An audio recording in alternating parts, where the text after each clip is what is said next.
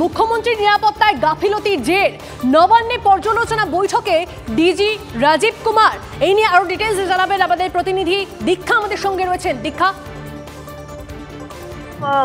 পূর্ব বর্ধমানে মুখ্যমন্ত্রীর যে প্রশাসনিক সভা ছিল এবং কর্মী সভা ছিল, সেখান থেকে তখন যিনি ফিরছিলেন, যেহেতু আবহাওয়া খারাপ ছিল, তিনি চপারে করে না ফিরে কনভয় ফিরছিলেন।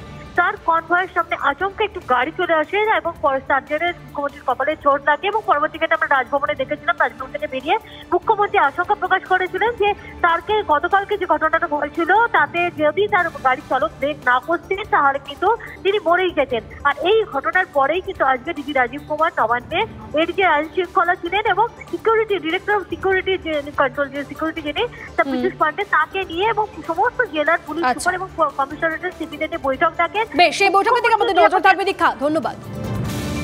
আরো একটা খবর আপনাদেরকে জানিয়ে রাখি, মাইথনে বেশ কিছু দোকান ভাঙার সিদ্ধান্ত ডিবিসি কর্তৃপক্ষের এবং প্রতিবাদে ডিবিসির মাইথন প্রশাসনিক ভবনের সামনে দোকান মালিকদের বিক্ষোভ হয়। আরো একবার সেই ছবি আপনাদেরকে দেখাচ্ছি আমরা, প্রাক্তন বিধায়ক অরূপ চ্যাটার্জির উপস্থিতিতেই এই বিক্ষোভ বলে খবর। সিআইএসএফ বাহিনীর সাথে বিক্ষোভকারীদের বচসা হয় এবং সিআইএসএফ এর তরফ থেকে লাঠিচার্জ করা হয় বলেও খবর। চন্দ্রশেখর আমাদের প্রতিনিধি আমাদের সঙ্গে রয়েছেন সরাসরি। চন্দ্রশেখর, সিআইএসএফ কে লাঠিচার্জ কেন করতে হলো? পরিস্থিতি এমন জায়গায় কেন গেল?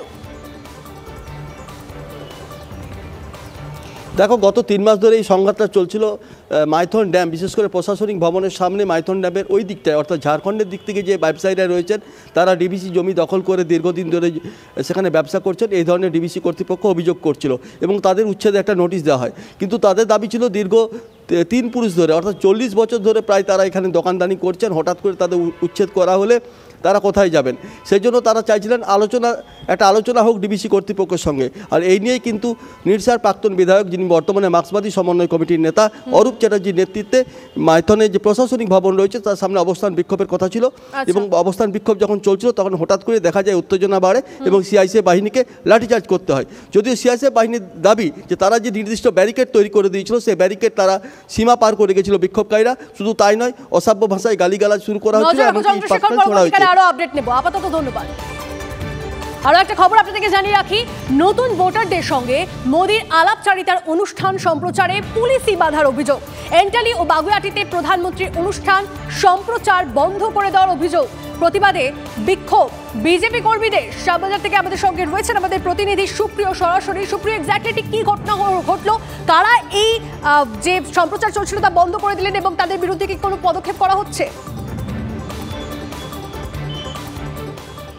দেখো, এন্টালি, বাগুইহাটি, হুগলি, এখনও পর্যন্ত যে জায়গাগুলোর কথা বিজেপির তরফ থেকে জানানো হচ্ছে যে এই সমস্ত জায়গাতেই কিন্তু প্রধানমন্ত্রীর আজকে যে ভাষণ ছিল নতুন ভোটারদের উদ্দেশ্যে, সেই ভাষণের যে অনুষ্ঠান সেটা সরাসরি সম্প্রচারের যে আয়োজন করা হয়েছিল তা পুলিশি বাধার মুখে পড়ে বন্ধ করতে দিতে তারা বাধ্য হয়েছেন। তবে শুধুমাত্র এই 3টে জায়গাতে নয়, শ্যামবাজার পাঁচমাথার মোড় সংলগ্ন যে জায়গাতে, এখানেও কিন্তু ঠিক একইভাবে বিজেপি যুব মোর্চার তরফ থেকে তারা প্রধানমন্ত্রীর এই অনুষ্ঠান সরাসরি সম্প্রচার বা লাইভ স্ট্রিমিং করার বা দেখানোর একটা পরিকল্পনা নিয়েছিলেন। এবং সেই মতন যেটা বিজেপি যুব মোর্চার তরফ থেকে দাবি করা হচ্ছে যে দিন কয়েক আগেই তারা এই অনুষ্ঠানের জন্য একটা আবেদন করে পুলিশের কাছে অনুমতি চেয়ে আবেদন করেছিলেন। কিন্তু পুলিশের তরফ থেকে কোনো রকম কোনো উচ্চবাচ্য না করে একেবারে শেষ মুহূর্তে এসে গতকাল রাতে অনুষ্ঠান করার জন্য কোনো রকম অনুমতি দেওয়া হচ্ছে না, এমনটা জানানো হয়। কিন্তু তা সত্ত্বেও বিজেপি যুব মোর্চার তরফ থেকে একেবারে একটা সুবিশাল এলইডি স্ক্রিন থেকে শুরু করে সাউন্ড সিস্টেম লাগিয়ে এই অনুষ্ঠান প্রধানমন্ত্রীর ভাষণ সম্প্রচার বন্ধ করে দেওয়ার একটা অভিযোগ সামনে আসছে। অবশ্যই নজর রাখো সুপ্রিয়, পরবর্তীকালে আরো আপডেট নেব। আপাতত তোমাকে ধন্যবাদ। অন্যদিকে বিজেপি নেতা ইন্দ্রনীল খাঁ কি বলছেন এই নিয়ে শুনুন। প্রশাসন ছাড়া তো তৃণমূল কংগ্রেস 5 মিনিটও টিকতে পারবে না।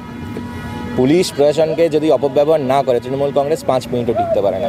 তাই জন্য পুলিশ প্রশাসনকে অপব্যবহার করে তারা মানুষকে অন্ধকারে রাখার একটা চেষ্টা করে। এই মুহূর্তে আরো একটা খবর আপনাদেরকে জানিয়ে রাখি, মাধ্যমিকের সময় পরিবর্তন মামলা হস্তক্ষেপই করল না আদালত। এই নিয়ে বিচারপতির কি মন্তব্য জানবো, আমাদের প্রতিনিধি সিজার আমাদের সঙ্গে রয়েছেন। সিজার, দেখো, হস্তক্ষেপ না করলেও আজকে বিচারপতি বিশ্বজিৎ বসু মাধ্যমিকের সময় পরিবর্তন মামলায় যে তার যে পর্যবেক্ষণ তাতে খুব স্পষ্ট যে যেভাবে এই পরিবর্তন করা হয়েছে সেটা অযৌক্তিক এবং তার জন্য রাজ্য যে যুক্তি দেখাচ্ছে তার সেটা কিন্তু কার্যত বোগাস যুক্তি। কিন্তু শেষ পর্যন্ত এই সময় পরিবর্তনের ক্ষেত্রে অর্থাৎ পৌনে 12টা থেকে পৌনে 10টার যে সময় পরিবর্তন সেখানে হস্তক্ষেপ না করার কারণ হিসেবে বিচারপতির মন্তব্য যে যত পরিবর্তন করা হবে তত বেশি কিন্তু সেখানে কনফিউশন বাড়বে, ছাত্রছাত্রীদের মধ্যে সেটা কনফিউশন বাড়বে এবং সেটা তাদের বিড়ম্বনার কারণ হতে পারে এবং সেই কারণেই তিনি কিছু নির্দিষ্ট নির্দেশ দিয়েছেন, যেমন হেল্পলাইন নাম্বার সেগুলো বিজ্ঞাপন দিয়ে জানাতে হবে এবং যে হেল্পলাইনে ফোন করলে যাতে কোনো পরীক্ষার্থী যদি অসুবিধায় পড়েন তাকে পৌঁছে দেওয়ার মতো ব্যবস্থা নিতে হবে এবং সামগ্রিকভাবে সেই নির্দেশগুলো দিয়েই তিনি কিন্তু হস্তক্ষেপ করলেন না। কিন্তু এটাও স্পষ্ট যেভাবে এই সিদ্ধান্ত নেওয়া হয়েছে সেটা সঠিক নয়, যৌক্তিকতা নেই এই সিদ্ধান্তে। বেশ, ধন্যবাদ সিজার।